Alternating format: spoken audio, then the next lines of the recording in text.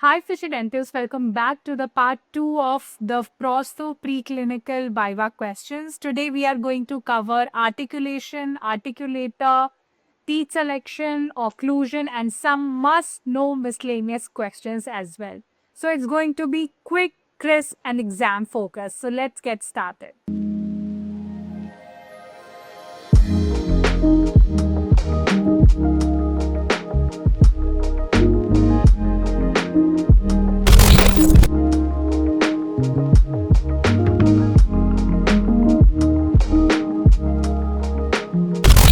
So before getting actually to the articulator and articulation, we should just know about the jaw relation process. ठीक है, although preclinical में हम ऐसा कुछ करते नहीं हैं jaw relation and everything, हम बस उसे class 1 relationship में overjet overbite zone 2 mm का सोच के और उसको seal कर देते हैं.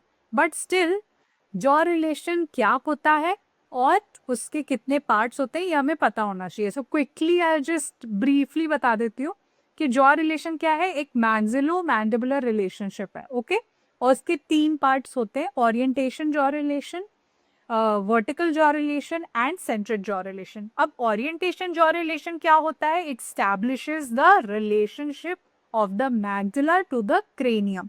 ठीक है, very easy. Orientation jaw relation में क्या हो रहा है? मैक्सिला का relation to the cranium. The second one is the vertical jaw relation. उसका क्या होता है? It establishes the amount of jaw separation. यानी दोनों अपर एंड लोअर जो रिच होती है जॉ होती है, कितना अमाउंट ऑफ सेपरेशन हो रहा है, यानी कि कितनी स्पेस है that is required for the denture. ठीक है, तो वो हो गया vertical jaw relation. And centric क्या होता है? Establishes the front and back and side to side relation to each other. ठीक है, तो front and back and side to side centric हो गया. वर्टिकल जो अपर एंड लोअर के बीच में कितनी डिस्टेंस है डेंचर के लिए, वो हमारा वर्टिकल हो गया. एंड ओरिएंटेशन में मैक्सिला का हमारे जो क्रेनियम के साथ रिलेशनशिप है वो हो गया हमारा ओरिएंटेशन जॉ रिलेशन. ठीक है, ओरिएंटेशन जॉ रिलेशन कैसे लेते हैं? हो सकता है कि अगर आप इतना बता दो तो ये भी पूछ लें. तो हम कैसे करते हैं ओरिएंटेशन जॉ रिलेशन? हम फेस बो रिकॉर्ड करते हैं जो कि आपको इस फोटो में दिख रहा है, और वो फेस वो हम आर्टिकुलेटर पे ट्रांसफर करते हैं. आई फील सेकेंड ईयर के हिसाब से आप इतना भी आंसर कर दो, that is more than enough. ठीक है, देन अब जॉ रिलेशन से रिलेटेड एक और चीज है which is this fox bite और फॉक्स प्ले. ये कई बार आपके स्पॉटर्स में रहता है. ये मैंने अपनी स्लाइड स्पॉटर वाला जो वीडियो मैंने डाला था वहां से नहीं है, तो ये आपको ध्यान रखना होगा क्योंकि ये स्पॉटर में पूछा जाता है. This is something which is related to the jaw relation to determine the occlusal plane during the fabrication of complete denture. So I think more than this आपको जानने की जरूरत प्रीक्लिनिकल के हिसाब से नहीं है. Let's come to the articulator and articulation. अब यही चीज है कि सेकेंड ईयर तक कई जगह पे CD शुरू नहीं हुआ होता है, लेकिन हम आर्टिकुलेटर यूज कर रहे हैं प्रीक्लिनिकल में. तो हमें पता होना चाहिए कि व्हाट इज आर्टिकुलेटर और उसका पर्पस क्या होता है. सो articulator is defined as a mechanical device which represents the temporomandibular joint. ठीक है, सो जो हमारा TMJ होता है ना, टेम्पोरोमैंडिबुलर जॉइंट, उसको रिप्रेजेंट करता है एक mechanical device and the jaw members to which the maxillary and mandibular cast may be attached, जो कि हमारे मैंडिबुलर मूवमेंट को सिमुलेट करता है. ठीक है, अब जो हम यूज करते हैं, ठीक है, एक तो आपको आर्टिकुलेटर पता होना चाहिए कि क्या होता है, क्यों यूज होता है. ये पता होने के बाद अब प्री क्लिनिकल में हम लोग जो ये आर्टिकुलेटर यूज करते हैं वो पूछा जाता है कि ये कौन सा आर्टिकुलेटर है. How will you define this articulator?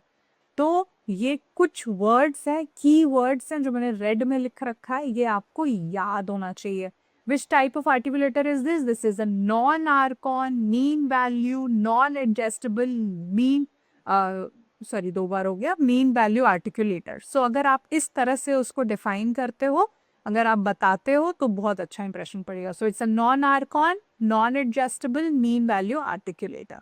Okay, अब आर्टिकुलेटर हो गया. अब आर्टिकुलेशन क्या होता है? ये एक static and dynamic contact relationship होता है between the occlusal surfaces of maxillary and mandibular. ठीक है, मैक्सिलरी एंड मैंडिबुलर के ऑक्लूजन सरफेस के बीच में जो डायनामिक एंड स्टैटिक रिलेशन होता है उसको हम आर्टिकुलेशन कहते हैं.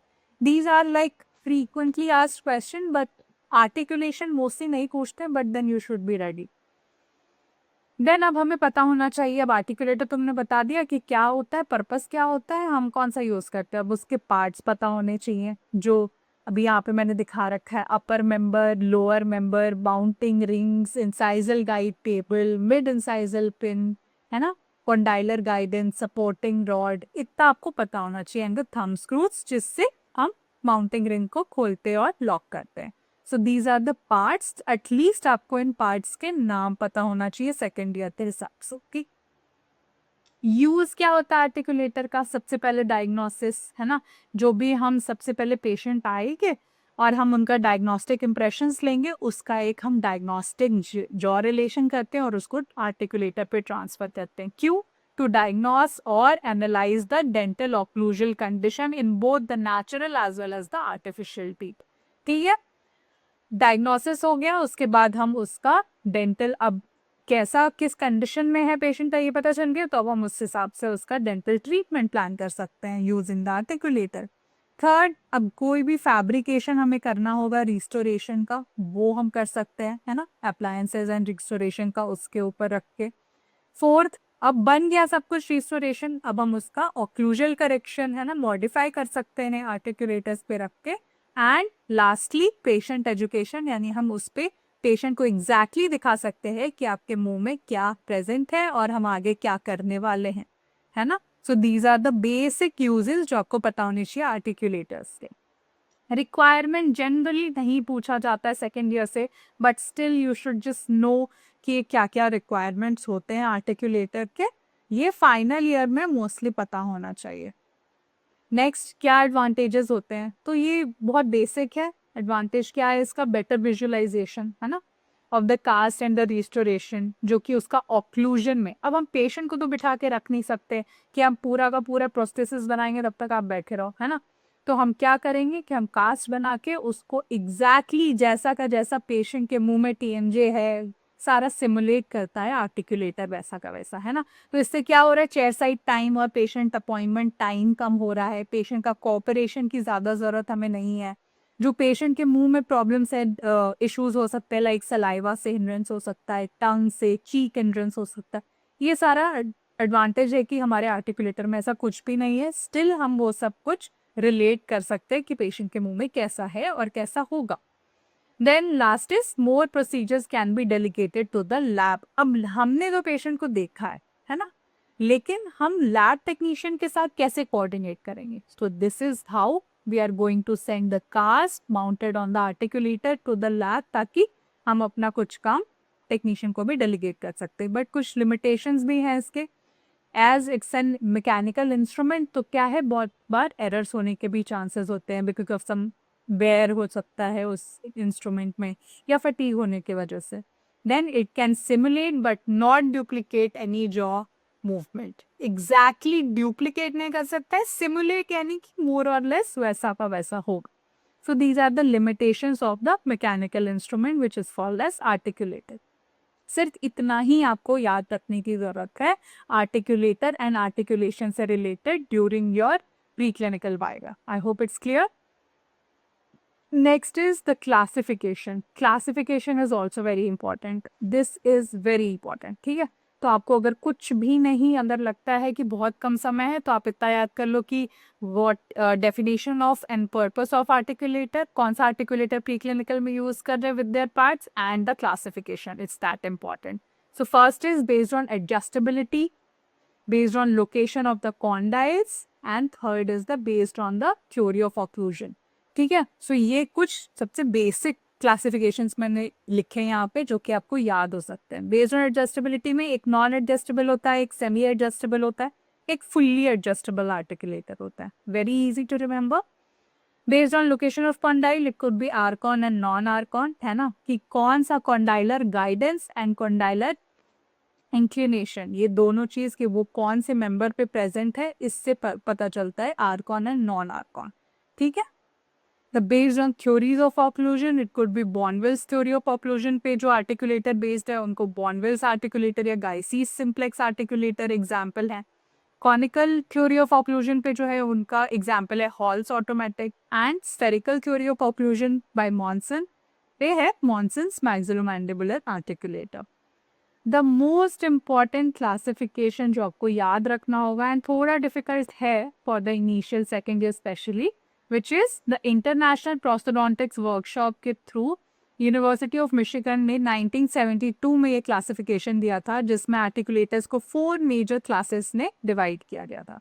सबसे पहला जो क्लास है वो सिंपल होल्डिंग इंस्ट्रूमेंट होता है, जो सिर्फ एक स्टैटिक रजिस्ट्रेशन लेता है। वो स्टैटिक, उसमें कुछ भी ऐसा नहीं है कि उसमें वर्टिकल के अलावा आप सेंट्रिक इसेंट्रिक मूवमेंट्स करा सको या फिर फेज वो एक्सेप्ट करे, कुछ भी नहीं होता है। सिंपल होल्डिंग इंस्ट्रूमेंट है। इसके अंदर 2 सब डिविजन है। फर्स्ट में वर्टिकल मोशन सिर्फ पॉसिबल है only for the convenience, and subdivision B is vertical motion is joint related, okay, not just for the convenience. The second class is the instrument that permits horizontal as well as the vertical motion. ठीक है, तो first वाले में सिर्फ vertical motion हो रहा था, second class में vertical as well as horizontal motion is happening but does not orient to the motion of temporomandibular joint. ये सिर्फ वर्टिकली एंड हॉरिजॉन्टली ओपन हो सकता है, दैट्स इट। तो डिवीजन ए, जो इसके अंदर भी 3 सब डिविजन्स है। पहले वाले में इसेंट्रिक मोशन परमिटेड है बेस्ड ऑन द एवरेज और arbitrary value.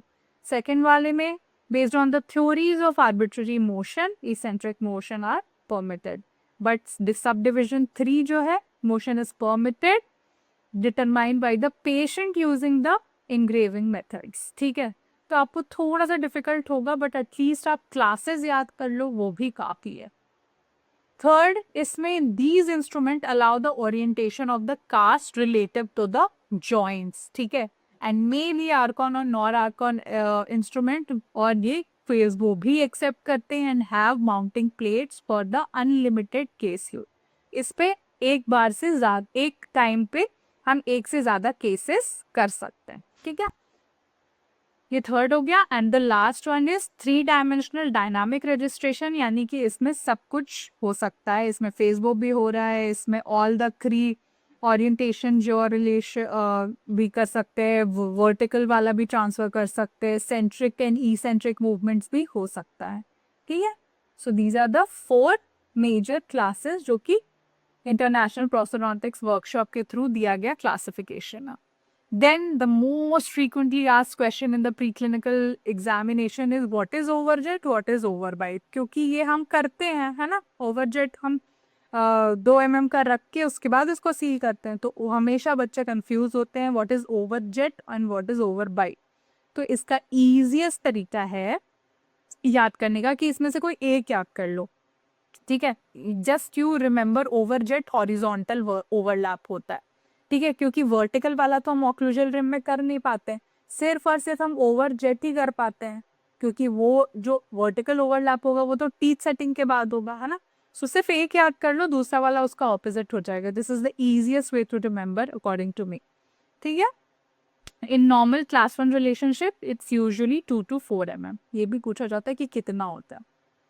Teeth selection and arrangement से रिलेटेड, अब टीथ अरेंजमेंट जो है ना वो मैं एक सेपरेट वीडियो बनाऊंगी एंड उसमें मैं करके भी दिखाऊंगी। ठीक है, सो टीथ सिलेक्शन एंड अरेंजमेंट में जो मुझे लगता है जो बेसिक क्वेश्चन पूछे जा सकते हैं, that is what is dentinogenic concept. ठीक है, एंड उसी को नेस्थोटिक्स भी कहते हैं और उसी को एसपीए फैक्टर भी कहते हैं। अब एसपीए फैक्टर क्या होता है, this is describe by Frush and Fisher. ठीक है, SPA मतलब sex personality age factor. According to him जो सेक्स पर्सनालिटी एज फैक्टर था ना, that determine the form of anterior teeth.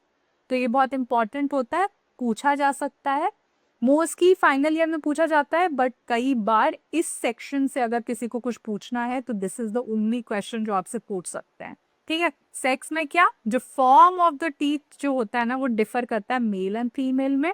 Female में जो इंसाइजल एजेस होंगे मोर राउंडेड होंगे, थोड़ा लेस एग्रीवेशन होगा, है ना, थोड़े से स्मॉलर टूथ होंगे। मेल में थोड़ा सा इंसाइजल एज जो होगा वो लेसर डिग्री का राउंडेड, ऐसा नहीं है कि राउंडेड नहीं होगा, बट वो लेसर डिग्री होगा। जो होगा टीथ मोर एंगुलर होंगे, है ना, थोड़ा लिटिल बिगर होंगे। एज में क्या होगा, जैसे जैसे एज बढ़ती जाएगी वैसे वैसे फंक्शनल चेंजेस दिखने चाहिए। ऐसा नहीं हो सकता है कि बहुत ओल्ड पेशेंट है लेकिन बिल्कुल भी कुछ भी नहीं हुआ है उनके टीथ में, एकदम नए ब्राइट टीथ लगा दिए, है ना। तो टीथ अरेंजमेंट उस हिसाब से आपको teeth colour, shade and shape and everything आपको चूज करना है based on their personality, their age and as well as की कौन सा जेंडर है। Next is the occlusion. Occlusion होता क्या है, सबसे पहले ये पूछा जा सकता है क्योंकि अल्टीमेटली आप प्री क्लिनिकल में टीज सेटिंग करके लेके जा रहे हो। तो occlusion is defined as the static relationship between the incising और मास्टिकेटरी, यानी कि जो ऑक्लूजल सरफेसेस के बीच में रिलेशन, स्टैटिक रिलेशनशिप होता है, उसी को हम ऑक्लूजन कहते हैं। ठीक है। 5 factor, this is again very important. Hanau's quint कहते हैं इसको। बैलेंस्ड ऑक्लूजन दिया जाता है कंप्लीट डेंचर में। ठीक है। There are so many types of occlusion जो कि आप बाद में फाइनल ईयर तक पढ़ोगे और समझोगे, but this is the most asked question जो पूछा जा सकता है, that is what are the 5 factors of balanced occlusion. Hanau's quint इन दोनों के नाम से भी पूछ सकते हैं। So these are the 5 factors. First is inclination of condylar guidance, incisal guidance, compensating curve, cuspal angulation and orientation of occlusal or occlusion plane. ये रट लो क्योंकि ये सब सेकेंड ईयर नहीं, आपको फाइनल ईयर में, अगर आप प्रोस्टो में पीजी कर रहे हैं, आपको पीजी में हमेशा याद रखना है। This is very important. Now let's सी, इस जो 5 हमने फैक्टर्स देखे उसमें से जो कॉम्पनसेटिंग कर्व होता है, that is very important to understand आपके सेकेंड ईयर के हिसाब से, क्योंकि अब आपको ये कर्व्स और एवरीथिंग टीथ सेटिंग के मतलब थ्रू आपको पता होना चाहिए। सो कॉम्पनसेटिंग कर्व्स होते क्या है, ये आर्टिफिशियल कर्व्स हैं जो कि इंट्रोड्यूस किए जाते हैं कंप्लीट डेंचर के ऑक्लूजन में to achieve the balanced occlusion, जो अभी आपने फैक्टर्स देखा। ठीक है। दे आर क्यों, अब ये भी क्वेश्चन होता है कि एक तो कि क्या होता है, पूछा जाता है कि क्यों उसको कॉम्पनसेटिंग कर्व्स कहते हैं। इसको क्यों कहते हैं, because they compensate for the space Christensen's phenomenon. जब भी upper and lower posterior tooth eccentric movement में होंगे, है ना, तो दूसरे साइड में एक गैप क्रिएट होता है। अगर हम आगे करेंगे अपने मैंडिबुलर टीथ को और एज टू एज लेके आएंगे तो हमारे राइट एंड लेफ्ट साइड में गैप बनेगा। अगर हम एक साइड लेके जाएंगे तो हमारे ऑपोजिट साइड में गैप बनेगा। तो उस गैप को कहते हैं क्रिस्टेंसेंस फिनोमिनन। एंड उसी स्पेस को कॉम्पनसेट करने के लिए क्या इंट्रोड्यूस किया जाता है, artificial curves in the complete denture in order to achieve the balanced occlusion, which is called as compensating curves. ठीक है। डेफिनेशन अगर आपको याद करना है तो याद कर सकते हैं, क्योंकि फाइनल ईयर में तो याद करना नहीं है। लेकिन अगर आपको डेफिनेशन नहीं भी याद रहे, बस मैंने यहाँ लिख दिया है सो दैट अगर किसी को याद रह गया या फिर वो करना चाहते हैं तो this is the definition. Otherwise you just remember it's an artificial curves introduced to the complete denture occlusion in order to achieve the balanced occlusion. This is more than enough. अब कितने तरह के कॉम्पनसेटिंग कर्व होते हैं, 2 तरह से divide किया गया। एंटेरो पोस्टीरियर जिसमें कर्व ऑफ स्पी आता है, एंड मीडियो लैटरल जिसमें curve of Wilson, curve of monsoon and reverse curve आते हैं। अब कर्व ऑफ स्पी, अब ये भी पूछा जा सकता है कि कौन से 3 कर्व है जो नेचुरल डेंटेशन में भी पाए जाते हैं। So these are the ones. So first one is curve of Spee. Curve of Spee 1918 में German anatomist Ferdinand von Graf Spee ने दिया था, described as an occlusal curve after studying so many human skulls. ठीक है। Definition क्या है, this is very important. ठीक है। अगर आपने ध्यान दिया है तो जब हम टीथ सेटिंग करते हैं तो कर्व ऑफ स्पी को मेंटेन करते हुए करते हैं। अब ये क्या है, anatomical curve established by the occlusal alignment of the teeth as projected on the median plane। अब ये बहुत ही कॉम्प्लिकेटेड वर्ड्स में, क्योंकि ये डेफिनेशन है, बट इसको समझने के लिए ये क्या है, आगे जो भी बकल कस है ना, कैनाइन से शुरू, एंटीरियर से शुरू होता है, कैनाइन से होते हुए cusp tips, buccal cusp tips of premolar and molar के थ्रू जो anterior border of mandibular ramus तक जाता है, जो कर्व, उसको कहते हैं curve of Spee. So this is and hypothetical, like ऐसा नहीं कि कोई कर्व बना रहे हैं हम, इट्स जस्ट एक, अगर हम सारे कस टिप्स को हम मार्क करके अगर हम एक्सटेंड करते हैं टिल द रामस, तो ये एक कर्व ऑफ स्पी बनना चाहिए, है ना, ending on to the anterior most part of the mandibular condyle. So condyle तक जाएगा। So starting from the anteriors, फिर canine, buccal cusp tips of premolar, molar, then ramus, and then the anterior portion of the mandibular condyle यहाँ तक extend करता है. That is called as curve of speech. इतना definition ना भी याद रहे तो सिर्फ इतना याद कर लो कहाँ से कहाँ तक जाता है. Next is curve of Wilson. जैसा कि हमने अभी क्लासिफिकेशन में देखा, इट्स अ मीडियोलैटरल कर्व जिसमें जो the curve contacts the buckle and lingual cusp. अब हम जो टाइल रिलेशनशिप करते हैं ना मैक्सिलरी में एंड देन उसके हिसाब से मैंडिबुलर लगाते हैं, तो ये कर्व मेंटेन करने के लिए करते हैं. जो प्रीमोलर्स में हम टिल्टिंग ऑफ द कस्प्स करते हैं, तो यहाँ पे मैंडिबुलर मोलर्स में जो बकल कस्प होगा that will be higher than the palatal cusp, and ये सेम चीज उल्टा मैक्सिलरी में होगा in order to make the occlusion perfect. ठीक है. एंड इन नेचुरल डेंटिशन भी ये चीज प्रेजेंट होता है ताकि जो मास्टिकेटरी लोड होता है वो हमारा टीथ जो है वो बेटर रेजिस्ट कर सके. आई होप इट्स क्लियर. तो ये कहाँ से कहाँ, जैसे कर्व ऑफ पी हमने देखा वैसे कर्व ऑफ विल्सन कहाँ से कहाँ तक एक्सटेंड करता है. The buckle and the lingual cusp tips on the each side of the mandibular molars. Okay. So the curve in the mandibular arch being the concave, जैसा कि इस डायग्राम में दिख रहा है. ठीक है. So mandibular molars में ये concave होगा and for the maxillary it's convex. Okay. So this is curve of Wilson. Next is curve of Monson. ये एक artificial ideal curve है based on the Monson's spherical theory of occlusion. इसमें एक ideal curve of occlusion बताया गया है जिसमें in which each cusp and the incisal edge touches and conforms into a segment of the surface of the sphere which is 8 inches in diameter. तो ये आपको दिख रहा है ना, जिसका जो सेंटर होगा वो ग्लैबुला. ग्लैबुला क्या होता है, दोनों आईब्रोज के बीच में नोज के ऊपर जो एरिया होता है दैट इज कॉल्ड एज ग्लैबुला. तो ग्लैबुला को सेंटर रखते हुए ये जो स्फीयर बना रहे हैं उसका जो डायमीटर है दैट इज 8 इंचेस. ठीक है. मतलब डायमीटर यानी कि वो होल थे 8 इंचेस का डायमीटर बनाते हुए एक स्फीयर बनता है.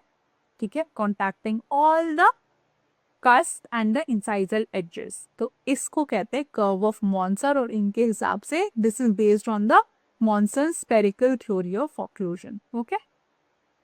Next is the reverse curve or the pleasure curve. Anti-Monson curve भी कहते हैं. It's not a compensating curve. It is given for the maxillary first molar. That's it. First molar में हम करते हैं ना tile relation के लिए we raise the buccal cusp, तो उसके थ्रू क्या बनता है that is called as reverse curve. Reverse of Wilson curve जो कि हमने देखा ना कि मैंडिबुलर के लिए था वो, और ये चीज उल्टा उसका रिवर्स मॉन्सन विल्सन कर्व जो होगा वो एंटी मॉन्सन कर्व भी कहते हैं इसको. This is the anti Monson curve. This is for the maxillary first 3 molars. Now let's see some miscellaneous question as I have promised. First clinical steps and laboratory steps ये तो आपको पता ही होने चाहिए. ठीक है. कि अब क्योंकि कंप्लीट डेंचर के ही सारे स्टेप्स आपने किए हैं और आप कंप्लीट डेंचर के लिए ही टीथ सेटिंग कर रहे हो आप एग्जाम में, तो सारे clinical steps step wise diagnosis and treatment planning से शुरू कीजिए. Then primary impression, border moulding and secondary impression, jaw relation, try in, denture insertion, recall and laboratory step तो आपको एकदम बिल्कुल गलत नहीं होना चाहिए because these are the steps जो आपने प्री क्लिनिकल में किए हैं. पोरिंग ऑफ प्राइमरी कास्ट, फिर उसके ऊपर कस्टम ट्रे बनाना, फिर सेकेंडरी इंप्रेशन ऑफ कोर्स नहीं लिया but then pouring, then record base and occlusal rim fabrication, then उसको आर्टिकुलेट करना, टीथ सेटिंग करना, फिर डी माउंट करके फ्लास्क, डी वैक्सिंग. और ये स्टेप वाइज याद होना चाहिए. ऐसा नहीं कि कोई भी स्टेप ऊपर नीचे कर सकते हैं, आपको सीक्वेंस में याद होना चाहिए.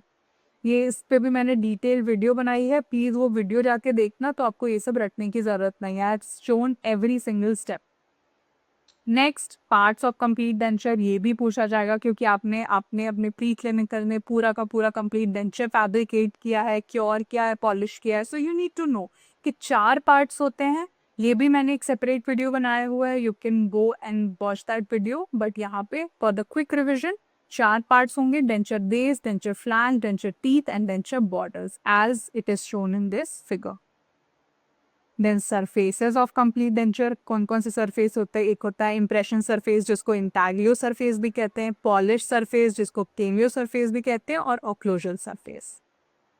Next the most important thing आपको पूछा जाएगा, एक्रिलिक और पोर्सिलिन टीथ में क्या डिफरेंस होता है. So I have put this slide here, you need to remember these points. Okay, ये भी मैं पहले डेंचर बेस्ड रीजन वाले चैप्टर में एक्सप्लेन कर चुकी हूँ. Six questions like define dentistry, है ना. सो बेसिकली आपको डेंटिस्ट्री एंड इसके आगे डिफाइन प्रोस्टोडोंटिक्स सबके डेफिनेशंस मैंने यहाँ पे लिख दिए हैं. You can go ahead and read this and revise your during your viva. Then define prosthesis, branch of prosthodontics again very important, है ना. और ये आपको हमेशा ओरिएंटेशन के टाइम पे बताया ही जाता है. And that's it. अगेन मैं बताना चाहती हूँ कि इसका ये मतलब नहीं है कि you need not to read your book और anything. This is just for your revision. These are the most frequently asked question. Doesn't mean कि आपको सिर्फ यही क्वेश्चन पूछे जाएंगे, है ना. मोस्टली यही क्वेश्चन पूछे जाते हैं मेरे एक्सपीरियंस के हिसाब से, इतने साल से जो मैं देख रही हूँ, और मैंने भी अपने टाइम पे एग्जाम दिया है.